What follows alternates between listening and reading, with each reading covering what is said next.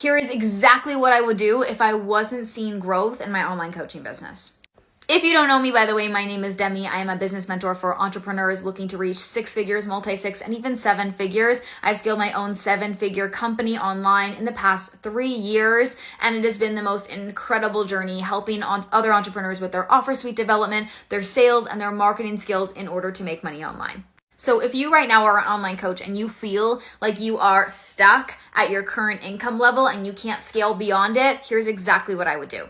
And this goes for you even if enrollment in the past has been really good and sales right now feel slower. First thing that I would do is focus on audience growth and nurture. I'd go back to the basics of content and start creating some really incredible educational and authoritative driven content that shows your ideal client why you. I'd focus heavily on showcasing your framework and how you solve your ideal client's problems. Now, here's the thing is sometimes you might see messaging online that says to not talk to your ideal client's problems, and I'm going to tell you that's a straight up lie. Because people that have problems can still be empowered buyers, right? You don't just want to talk to their desires, because what if they don't know that they have a problem? And how are they going to know that you're the person that can actually solve their problems if you're not even talking about them? So you want to go back to the basics in your content strategy and create some really incredible content that can drive that trust with your ideal client and showcase to them what your expertise is, what you're all about, client case studies, just giving them the real raw behind the scenes and giving them a reason to actually stay in your world and continue to consume your content. You want the people in your world to see themselves in the content that you are creating, to say, hey, you know what? You know, Demi's content, she really gets me. She really understands what I'm going through. I'm going to listen to this and I might implement something, and I'm even going to hire her to help me.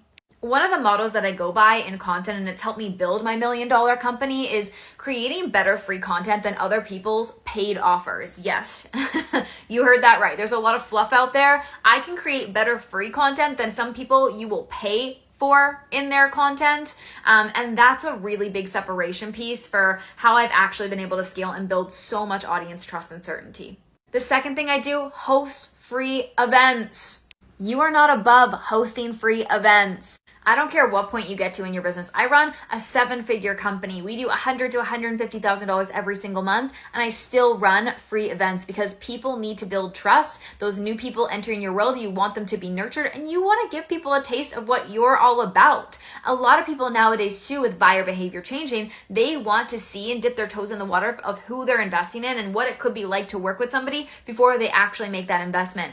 Do free events. This ties in with nurture, right? Like, humor me. If the next 3 to 6 months you hosted a free event every single month, what could that do for the micro touch points that you're creating and the trust that you're creating with your audience? And not only that, the visibility and the momentum that could drive with your community. And no, I don't want to hear the complaints or the fears of, well, I'm giving too much away. You can't give too much away, because people will not be able to see the same transformation that they would in a free offer versus a paid offer. And if you don't know how to differentiate the two as well, come and see me. Let's talk. I'll show you.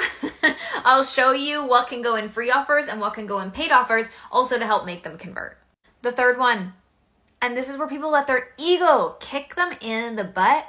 Have conversations with your community. You are not above having conversations with your community, asking people what they're looking for, asking people what they want to see, talking to them, getting to know them on a personal level. People want connection. People want to invest in people that care about people, that see them. Even before somebody pays me a dime, I want them to feel seen in my community. I celebrate them. I'm on here, I'm talking with you guys, I'm getting on lives, I'm doing these free events. Like, I'm building a community that feels seen, heard, and understood by me because I listen to them. That's a key. Want to know how I build $1 million business? There's that. And the third, just looking in the mirror at your content, what you're putting out. I know we've kind of already talked about this, but it's so important. I want to reiterate this to you. If you would not buy from your own content, don't post it. If your content doesn't make you go, oh my effing God, this is the best thing since sliced bread, this is the best post on the whole damn internet, don't post it. The person with the most relatable, niche, thought-provoking, emotion-provoking content, connection content will make sales in the end. And consistency is also a really big piece. You have to show up for your free community every single day. You should be showing up. It should be like clockwork, because what happens is you're building, number one, a familiarity effect or a mere exposure effect. But number two, your community knows you're showing up for them every single day, whether or not they pay you a dime, which makes people want to pay you lots of dimes. The next thing I'm going to tell you is to go live. In the start of my business, I went live every single day for almost an entire year, and it's what built my business to my first multi-six figures. I went from $100,000 cash in my first year to $720,000 cash in my second year, and I kid you not, going live every day played a massive role in that. Again, what am I talking to you about? Building trust, building community, building that connection. Going live, giving back. People want to buy from people that they can genuinely learn something from online, that they can build a connection with, that they feel a part of something bigger than themselves. Like, if you can make people feel that, you're never going to have to worry about sales again in your life.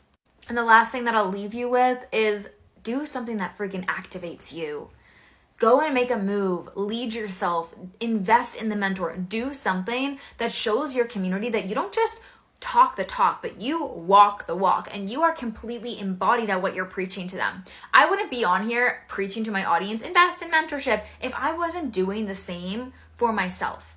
If I didn't have the stories to back up my beliefs and my opinions and show people that I actually am out here doing the real leadership work, the real committed work. I am completely embodied in what it is that I do and I preach and I say every single day.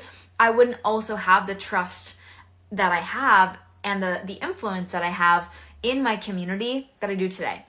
When you go out there and you make the moves that you've been wanting to making, and you say F fear, and you are courageous, and you go for it, and you hire the mentors, and you hire the team, and you make the investments, and you share that journey with your audience, that's inspirational, that's leadership, and that's what also makes people want to buy from you, because you are a person that they can see rising and going no matter what anybody else says or does. You go anyways, you go first, and that is how you can really create an influence online.